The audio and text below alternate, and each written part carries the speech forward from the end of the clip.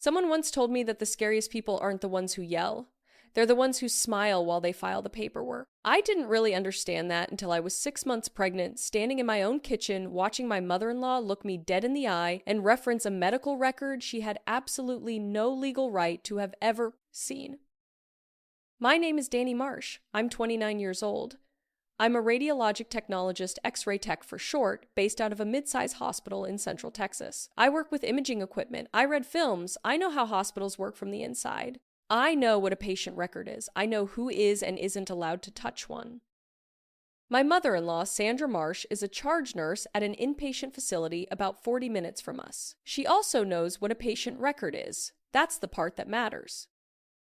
This is the story of how Sandra spent 3 years building a case that she had rights over my child, a child who hadn't even been born yet, and how the single moment she decided to use her professional access as a weapon became the exact thing that ended her career, her lawsuit, and any claim she ever thought she had to my family.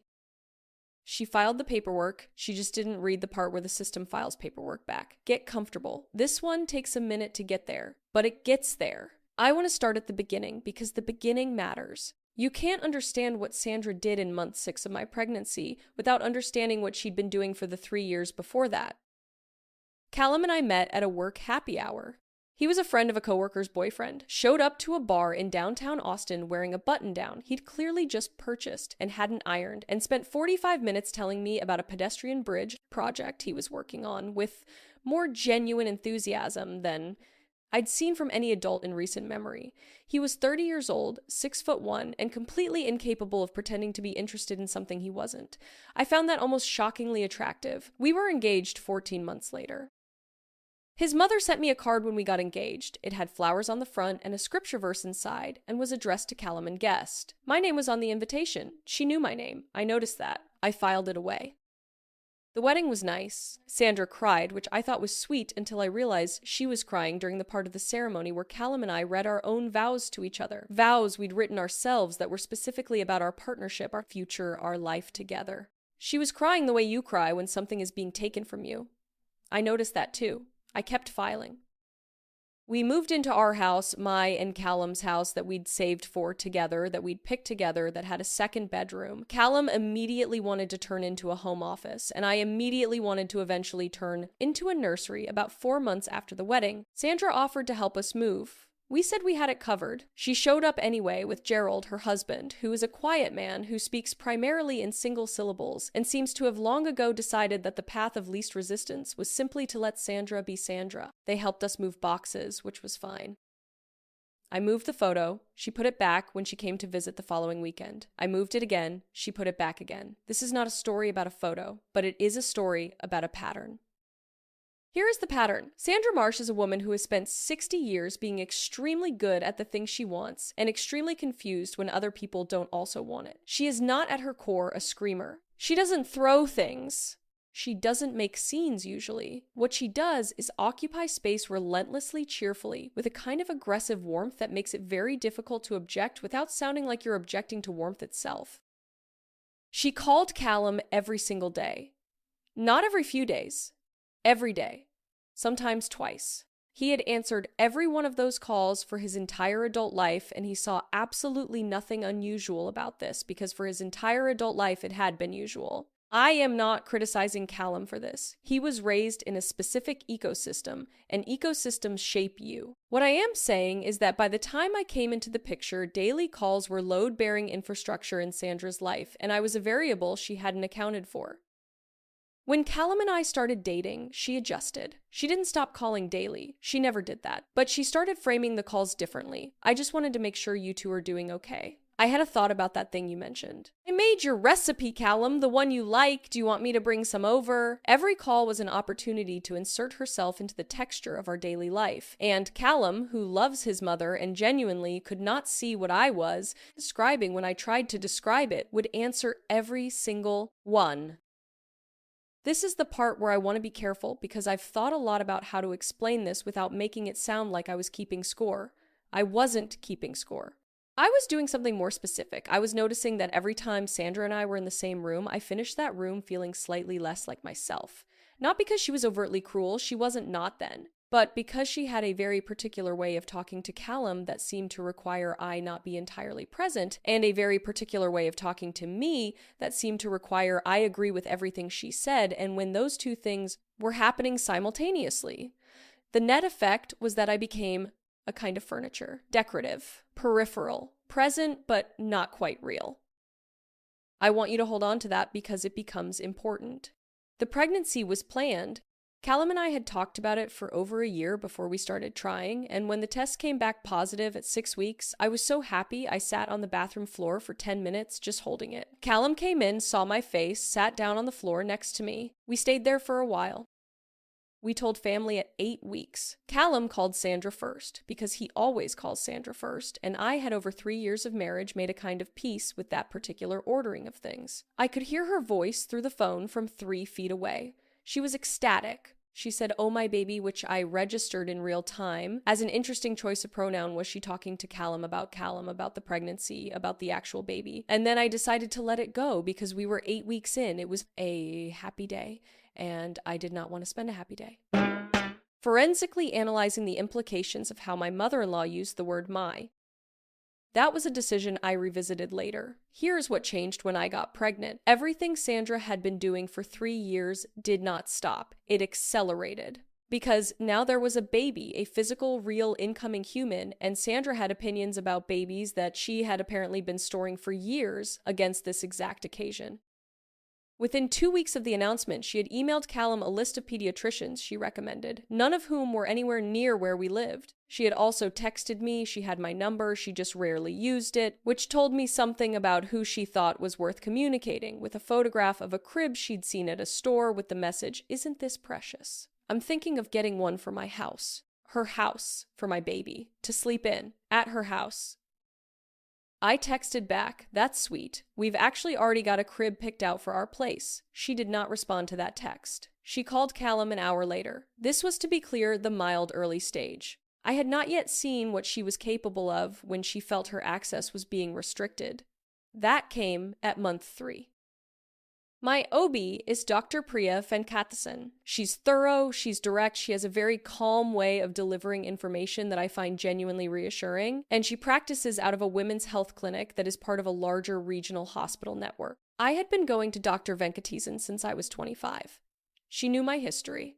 She also knew, because I'd mentioned it once briefly, that my mother-in-law worked in the same hospital network at a different facility, and that I preferred my prenatal appointments to be, if possible, a matter of some privacy. Dr. Venkatasan had noted that. She had a specific notation in my file. At my 12-week appointment, I arrived at the clinic, checked in, and was taken back to the waiting area for the exam room. About 10 minutes later, the front desk called back to let the nurse know that a woman had arrived claiming to be my mother-in-law and asking to come in for the appointment. Callum was at work. I had not told Sandra when my appointments were. Callum had not told Sandra when my appointments were. I asked him about this later, and he confirmed he hadn't mentioned it. What he had mentioned in passing in one of his daily calls with his mother was the general clinic I was going to.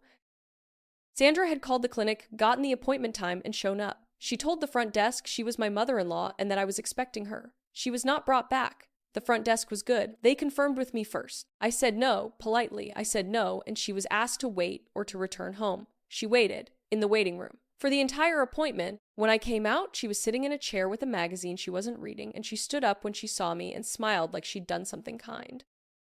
"I just wanted to be here," she said. "For support," I said. "And I'm proud of how calm I was, Sandra. I appreciate that. But I'd like to be the one who invites people to my medical appointments. That's a boundary I need you to respect." She said, of course, nodded, hugged me, and went home. Callum, when I told him, said, "She just gets excited. She doesn't mean anything by it." I said, "I know she doesn't mean anything by it. I still need her to not do it." He said, "I'll talk to her." He talked to her. She said she understood. She called him the next day to talk about baby names. Month 4 brought the dinner. There is a particular kind of family dinner that exists in certain families, and it functions less like a meal and more like a performance review. You sit down, you eat the food, you participate in the conversation, and the entire time you're aware that what is actually happening is that someone is conducting an audit of your behavior and filing the results somewhere. Sandra's family dinners were this kind of dinner. Gerald would sit at the head of the table and not say much. Sandra would cook something elaborate, present it with the energy of someone who had done you an enormous favor by existing, and then spend 2 hours asking questions that were phrased as interest but functioned as interrogation. At the month 4 dinner, there were 8 of us, me and Callum, Sandra, and Gerald, Callum's aunt and uncle, who were visiting from out of state, and 2 of Sandra's friends from work, who had apparently been invited without notice to Callum or me. I don't tell you that last part to score a point. I tell you because it changes the nature of what happened next, which happened in front of all of them.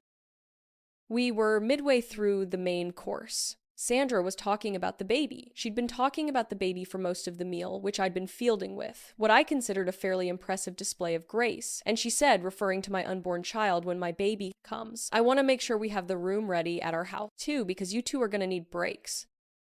My baby! I set down my fork. Not dramatically. I just set it down. Our baby, I said. Mine and Callum's. Sandra laughed, a light, easy laugh, the kind that suggests you've said something charming and slightly ridiculous. Of course, she said, and kept talking. 3 minutes later, in a different part of the same sentence, she said, my baby again. I said, Sandra, just to clarify, the baby is mine and Callum's. She looked at me this time. Something moved behind her eyes, but her voice stayed warm. Dani, I know that. I'm talking about my grandchild.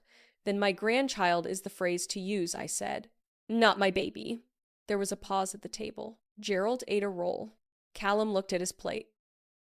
Sandra smiled at me with her whole face and said, you're right, I'm sorry, and within 4 minutes had used the phrase my baby again to Callum's aunt while I was sitting there. Not loudly, not defiantly, as if the last 3 exchanges simply hadn't happened. As if I were a piece of furniture that had briefly made a noise and then returned to being furniture. I looked at Callum. He gave me the very small, very apologetic look of a man who doesn't know what to do about his mother, and has decided that not knowing is the same as not needing to act. I thought, okay, I see how this goes. A month later, month 5, Sandra called Callum to tell him she'd placed a deposit on a spot at a private early learning center for the baby. The center was 12 miles from our house, which was not impossible. It was also $200 a month, which was more than we were planning to spend. It was also, and this was the part that made me stand very still in the middle of our living room when Callum told me a place she had chosen, contacted and committed our child to without asking either of us a single question. She was trying to help, Callum said. She spent money that makes her feel like she has a decision, I said. That's not Callum. I turned to face him. When your mother puts a deposit on a school for our child without asking us what she is doing, is purchasing a seat at our table, and I need you to see that. He saw it. He did see it in that moment.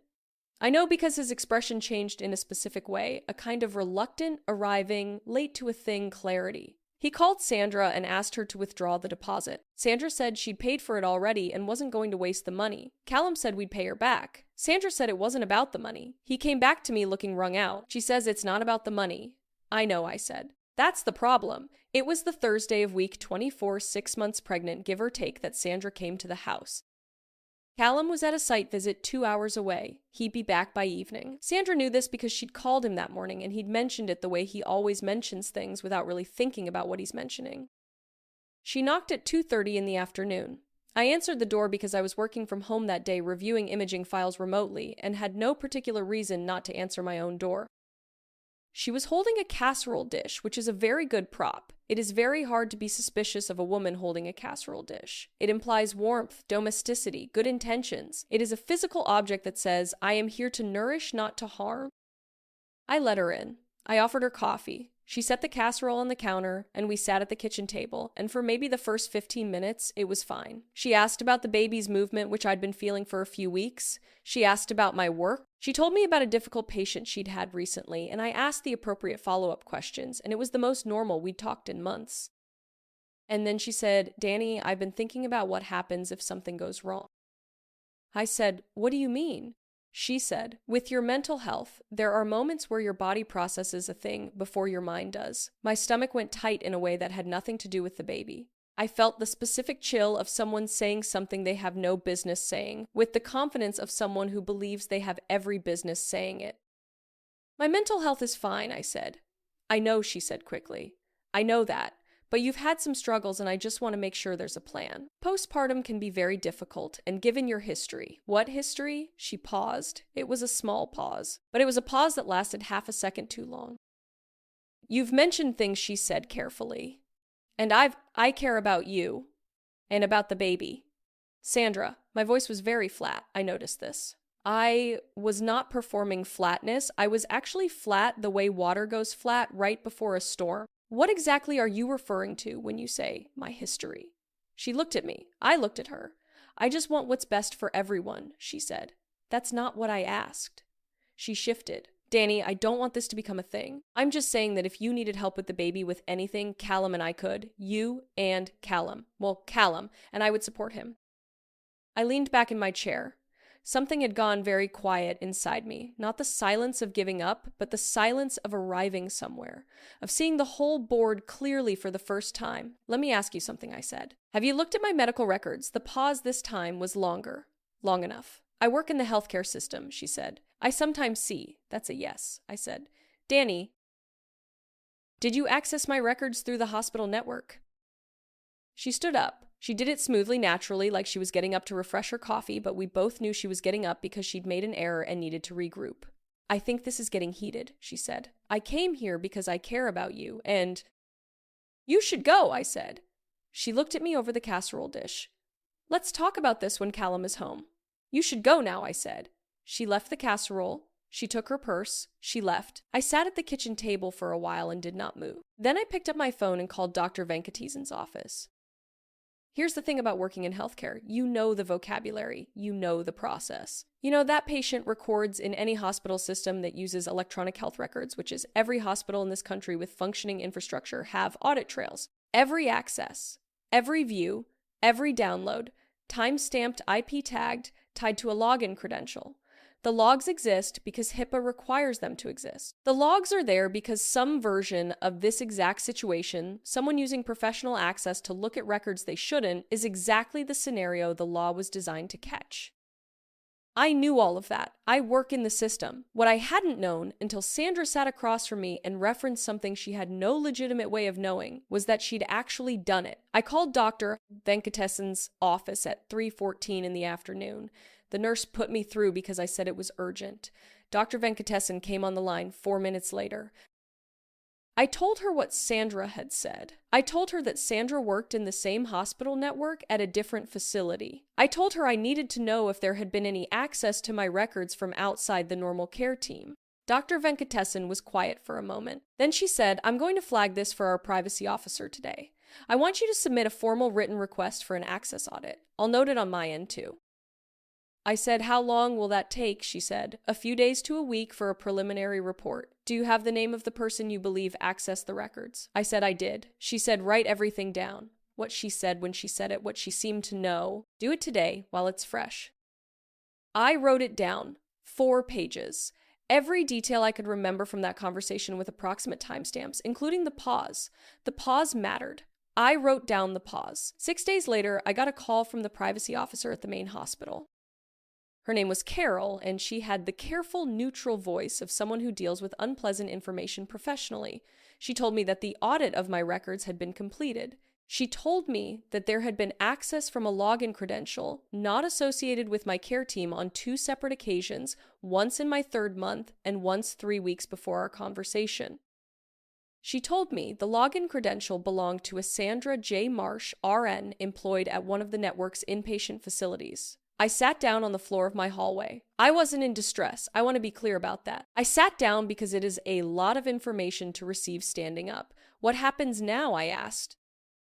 Carol explained the process. The facility where Sandra worked would be notified. An internal investigation would be opened. I would be given the option to file a formal complaint with the U.S. Department of Health and Human Services, which oversees HIPAA enforcement. The potential penalties, she said this carefully, not as a threat, but as information could include termination, loss of licensure, and civil or federal fines depending on the severity of the violation and whether it constituted willful neglect. Willful neglect in HIPAA terms means you knew what you were doing and did it anyway. Sandra knew what she was doing. I thanked Carol. I hung up. I sat on the hallway floor for another minute. Then I called Callum. I want to stop here in the story because this conversation matters. This is the conversation I was most afraid of. More afraid of than Sandra, more afraid of than the audit, more afraid of than any of the legal steps that came afterward. Because Callum is not the villain here. He has never been the villain, but Callum had spent 31 years inside a specific dynamic and could not always see it from the outside. And what I needed him to do right now was see it very clearly, very quickly, and decide. I told him everything. The visit, what Sandra had said, what she seemed to know, the audit, the access logs. The 2 separate occasions his mother had logged into the hospital network and pulled up the medical records of his pregnant wife. He was quiet for a long time. Then he said, "Are you sure?" And I said, "Callum, it's a log. It has her name on it." Another silence.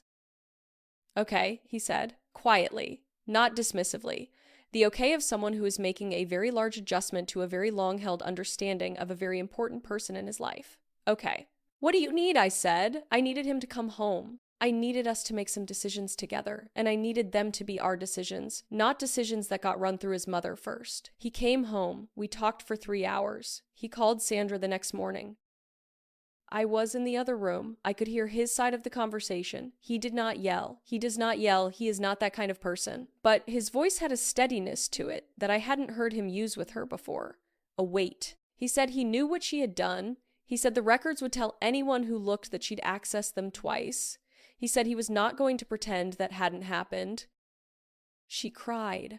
I know she cried because I could hear it in how he responded. The pause, the breath, the refusal to be pulled by the crying into comfort. He said, "Mom, I know, but this wasn't okay. Then I know you were worried." Then, that doesn't make it okay.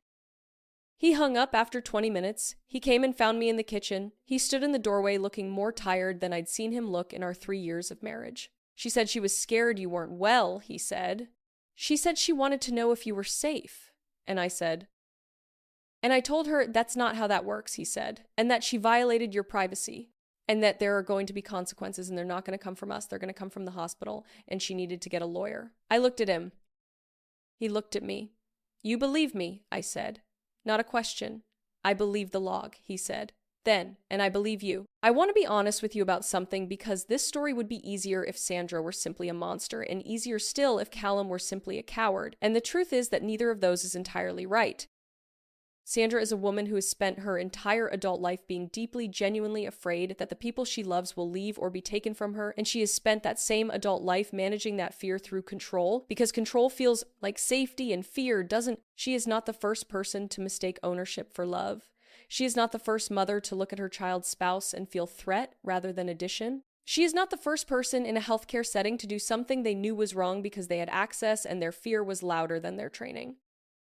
None of that makes what she did acceptable. None of it means the consequences she faced were unjust. But I think it's important to say it because I've thought about it and I don't want to tell a story that's simpler than it is. And Callum grew up in an ecosystem where his mother's feelings were the weather. You don't blame yourself for the weather. You just learn to read it and dress accordingly. It took him 3 years to see what I was seeing, and it wasn't because he didn't love me. It was because the lens he'd been given to look through had been ground by someone else, and grinding lenses differently takes time. He changed the lens. I want you to know that. Now let me tell you what Sandra did next. 10 days after the internal investigation was opened, Sandra called me. Not Callum, me. I answered because I wanted to hear what she'd say. She said she was sorry. She said she'd made a terrible mistake. She said she knew she'd violated my privacy, and she wasn't going to try to justify it. She just needed me to know she did it because she was afraid. Afraid for the baby, afraid for Callum, afraid that I wasn't being fully honest with my care team about my mental health and that her grandchild might come into an unstable situation. I let her talk. I said, "Sandra, I appreciate that. I need you to know that I haven't withdrawn the complaint, and I won't be doing that." A pause. When she spoke again, the tone had shifted. Not dramatically, she was too skilled for dramatic shifts, but something hardened slightly at the edges. "I'm not asking you to," she said. "I'm just asking you to think about the baby, about what kind of relationship you want the baby to have with its grandmother." I said, "I've thought about it." She said, "Dani, I'm also speaking to a family law attorney. I want you to know that not as a threat, but as information. In Texas, grandparents have certain rights." I said, "I know about grandparent rights in Texas." She said, "Then you know that a grandmother with a documented relationship with the family can petition for visitation. and that courts look at things like a parent's mental health history when making those assessments. My mental health history, which she knew about because she had illegally accessed my medical records. There are moments in life where the entire structure of a situation becomes clear in an instant.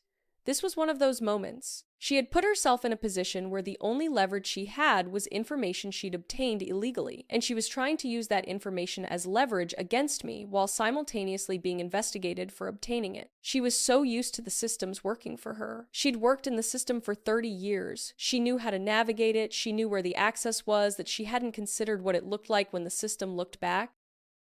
"Sandra," I said, "get a lawyer. I have one. Get a good one," I said, and hung up. Then I called Marcus Obi. Marcus Obi was recommended to me by a colleague at the hospital who'd used him for a landlord dispute. He is, in person, exactly what you'd want in an attorney if you were sitting across from someone who was trying to use a legal threat to coerce you into dropping a legitimate complaint.com systematic and utterly unimpressed by noise.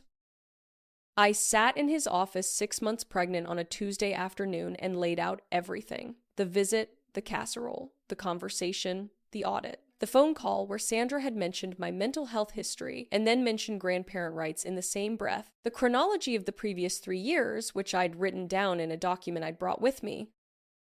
Marcus read the document. He asked me a few questions. He said, "So to confirm the information she referenced in this conversation, your mental health history is information she could only know if she'd accessed your records. That's the basis of the HIPAA violation." Yes, and she is now threatening to use that information she obtained illegally, as part of a potential custody or visitation action. That's correct. He made a note. She's going to file a grandparent visitation petition.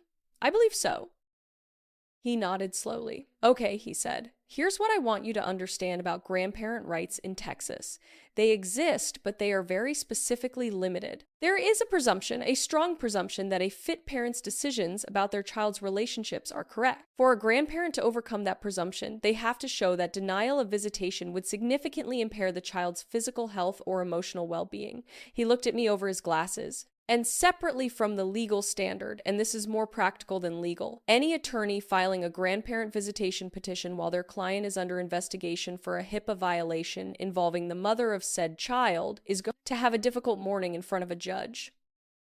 I said, "Because the petition would require her to demonstrate a beneficial relationship, and instead we'd be discussing the nature of the relationship," he said, "which includes front and center that she accessed your medical records without authorization. Twice. Yes." He wrote something else down. "One more thing. Has she put in writing, text, email, voicemail, anything, the reference to your mental health history and the grandparent rights?" I thought back to the phone call. "Not in writing. No. I could document it. Write it down tonight. What she said, how she said it, the sequence in the conversation where the mental health reference immediately preceded the legal rights reference. The implication is important. It goes to intent." I wrote it down that night, 12 pages. Sandra filed the grandparent visitation petition 4 weeks later. I know the exact day because Marcus called me on a Friday afternoon to tell me the paperwork had come through, and it was also coincidentally the same day I had my 28-week appointment with Dr. Venkatesan, where we heard the baby's heartbeat, and it was strong and regular and entirely unbothered by any of the surrounding circumstances of its family. The petition cited Sandra's significant and ongoing relationship with the child, her role as a grandparent and healthcare professional, and her genuine concern for the well-being of the minor child. It did not naturally mention the HIPAA investigation. It did not mention the audit logs. It did not mention the phone call. Marcus filed our response. The response was 22 pages and was attached to, among other things, the audit report from the hospital's privacy office confirming unauthorized access to my medical records on 2 separate occasions, the formal HIPAA complaint filed with the Department of Health and Human Services, the documentation I'd written about the phone call and Sandra's specific reference to my medical history, and a declaration from me and Callum signed jointly that we were both opposed to any court-ordered grandparent visitation. Sandra's attorney, from what Marcus told me, was a competent family lawyer who probably did not anticipate that her client had done the thing she'd done.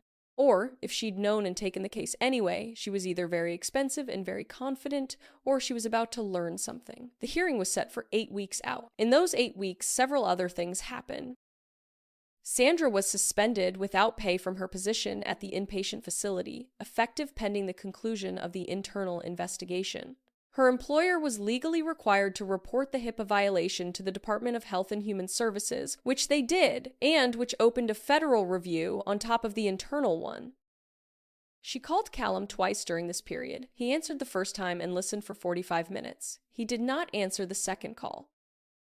Gerald Marsh called me on a Wednesday evening, which was the first time Gerald Marsh had ever voluntarily called me for any reason in the 3 years I had known him. He didn't say much. What he said was, "Dani, I owe you an apology. I watched things happen in my house for a long time that I should have stepped in about, and I didn't. I'm sorry for that." I said, "Thank you, Gerald." He said, "Sandra loves Callum very much." "That's true. It doesn't make what she did right." I said, "I know." He said, "I'll let you go. Take care of yourself." He hung up. I stared at the phone for a moment. Gerald Marsh, who had spent 3 years occupying a chair at his own table and not saying much, Gerald had just told the truth in 14 sentences. I found that unexpectedly moving. Callum and I started couples therapy during this period. This was something I'd wanted for a while, and we'd never gotten around to the way you never get around to things that feel optional until they suddenly feel necessary. Our therapist was a woman named Dr. Anisha Patel, who had a gift for asking exactly the right, slightly uncomfortable question and then waiting. She asked Callum in our third session, "When you think about your mother and Dani together in a room, who do you worry about?" Callum didn't answer right away. He looked at his hands. Then he said, "Dani." Dr. Patel said, "Why?" He said, "Because my mother is always okay. Dani is the one I worry about." That was significant. I don't think I fully understood how significant until he said it. I want to tell you about the day of the hearing because it went differently than I expected. I expected it to be long. I expected arguments, counter-arguments, a protracted process of evidence submission and objection and legal maneuvering. I'd braced myself for several hours of sitting in a wood-paneled room listening to Sandra's attorney argue that a grandmother's love is its own kind of standing. What actually happened was shorter than that. The judge, the Honorable Patricia Yuen, who had the air of someone who has seen everything and decided long ago not to be surprised by any of it, had reviewed the filings in advance, as judges do. When we convened, she asked Sandra's attorney directly how her client intended to establish the threshold requirement of a significant existing relationship with the minor child. Again, at this point, the baby had not yet been born, given the specific circumstances documented in the respondent's filing. Sandra's attorney made an argument about prenatal bonding and the intention to establish a relationship. It was, Marcus told me afterward, about as solid as you'd expect an argument about bonding with an unborn child to be. The judge then asked about the HIPAA investigation and whether Sandra's attorney was aware that her client was currently under federal review for accessing the mother's medical records without authorization. She was aware. The judge asked whether Sandra's attorney understood how the court was likely to weigh a grandparent's petition when that grandparent had demonstrated a pattern of accessing private medical information about the mother and had referenced that information in the context of a legal threat. There was a pause, the kind of pause that fills a room. The judge said she was going to deny the petition. She said that the presumption in favor of fit parents was strong, that there was no evidence of existing harm to a child who had not yet been born, and that the documented behavior of the petitioner, specifically the unauthorized access medical records and the subsequent use of that access as implied leverage, represented exactly the kind of conduct that militated against granting the relief sought. She also said that she was making a referral to the state bar regarding the question of whether the petition itself had been filed with adequate investigation of the underlying facts by petitioner's counsel. The hearing took 47 minutes. We walked out into the parking lot in late afternoon. Light, me and Callum and Marcus and I stood by the car for a moment without saying anything. Callum put his hand on my back. The baby kicked a good assertive kick, the kind she'd been doing for a few weeks, by then the kind that reminded me she was already her own person, already making herself known. "Okay," Callum said quietly. "Yeah," I said. "Okay." The update comes in stages the way these things always do. Not a single moment where everything resolves, but a series of smaller, definitive moments that add up to a new reality. 6 weeks after the hearing, Sandra was terminated from her position at the inpatient facility. The internal investigation found the HIPAA violation to be willful. She had not stumbled into the records by accident. She had deliberately searched for and accessed them on multiple occasions using her employee credentials. She was given the option to resign in lieu of termination. She did not take it. They terminated her. The Texas Board of Nursing opened a formal disciplinary proceeding. This is a slow process. I don't know how it resolved, and I'll tell you why in a moment. What I know is that it was opened. The federal review from HHS was ongoing at the time of the last update I have. HIPAA violations at the level of willful neglect carry civil penalties that can reach up to $50,000 per violation, and criminal penalties in cases involving intent to use the information for personal gain, which is an argument that could be made about a custody action. I don't know the final number. I know the investigation was open.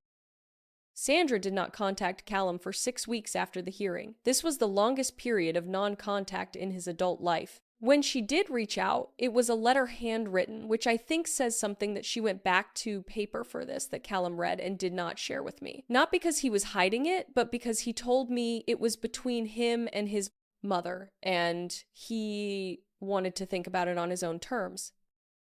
I respected that. That is actually the first time in our marriage I felt like he was managing that relationship on his own terms. He did not call her back. Not yet. He told me he wasn't ready and that he needed to feel sure that what he said would come from himself and not from fear of losing her. That's new, I told him. Yeah, he said. Gerald came to our house for dinner once during this period by himself and helped Callum assemble the crib. They didn't talk much about Sandra. They talked about the bridge project Callum was working on, and Gerald told a story about the first house he'd ever built a piece of furniture, for which I'd never heard, and it was a perfectly good story. Afterward, he hugged me, which he'd never done before, and said he was looking forward to meeting his grandchild. She's going to like you, I told him. He seemed surprised by this. Then he smiled, which reorganized his whole face. I'll try to deserve it, he said. Dr. Patel, our therapist, moved us to bi-weekly sessions because she felt we were doing the work, her phrase, in between. The thing Callum was working on primarily was learning to notice when he was responding to fear of his mother's disappointment rather than his own assessment of a situation. It's slow work. He's doing it. Our daughter was born 9 weeks after the hearing. I'm not going to tell you her name, not because I don't want to, but because some things stay ours. She was born healthy, 8 pounds, even with a full head of dark hair and a very loud opinion about the whole situation. She made herself known from the first minute. I was not surprised by this. Callum held her first because he was right there, and the nurse put her directly into his arms, and the look on his face when he looked down at her. I have thought about that look a lot in the weeks since the exact expression of a person encountering something they didn't know was possible. Something that rearranged the furniture of his whole understanding of what was important. He held her for about a minute, and then looked up at me with wet eyes and said, "Hi, Dani." Just that. "Hi, Dani." Like he was reintroducing himself. "Hi, Callum," I said. She kicked. Even outside, she kicked.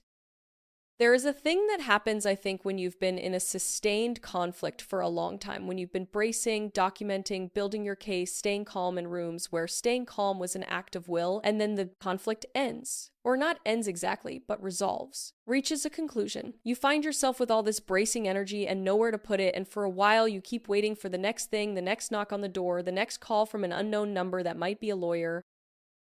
For the first 2 weeks after our daughter came home, I kept waking up at 3 a.m. Not because of her, she slept in 2-hour stretches, which is what newborns do, but because my body had been on alert for so long that it didn't quite believe the alert was over. I'd lie there in the dark and listen to her breathe through the monitor and wait for something to happen. Nothing happened. She breathed. The monitor light was green. Callum slept beside me. I started sleeping better around week 3. Not great sleep. Newborn sleep is its own category of experience, but sleep without the specific vigilance. Sleep that was just sleep. The casserole Sandra left on my counter on the day of the visit. I'd put it in the fridge without opening it. Then I forgot about it. Then I threw it away. I thought about that sometimes in the weeks after a casserole dish, sitting in a fridge, getting older, being thrown away. All that warmth deployed in service of something that wasn't warmth. The prop without the performance. I'm not angry. I want to be clear about that. Anger has a kind of aliveness to it, a heat, and what I feel now is something more like the absence of a weight I'd been carrying for so long I'd stopped noticing it. You only notice it when it's gone. When you can breathe all the way down again. My daughter is 6 weeks old now as I write this. She has Callum's mouth and a very specific furrow she does with her brow that makes her look like she is evaluating information and finding it insufficient. I relate to that. We are going to get along. Gerald comes to visit every other Sunday. He holds her with the careful, slightly incredulous care of a man who knows he is holding something important and is determined not to fumble it. She seems to like him. She stops fussing when he talks. Sandra has not met her. I don't know if she ever will. That is not a decision I've made yet, and it's not a decision I'm going to be pressured into by anything other than my own assessment of what is right for my daughter. That assessment will take time, and Callum and I will make it together, and we will not be filing it with anyone for their review. Marcus sent me a note when the petition was denied. It said, "Well handled on your part throughout. Not everyone stays that calm. I wrote back, I work in radiology. We move slowly and we document everything." He sent a single thumbs up in response. Dr. Venkatesan sent flowers when the baby was born. The card said, "Congratulations to a mother who does her research." I laughed at that for a long time. Let me bring it back down before I close this out, because I've been talking for a while and I know what you're actually here for, which is the part at the end where I tell you what I think. Here's what I think.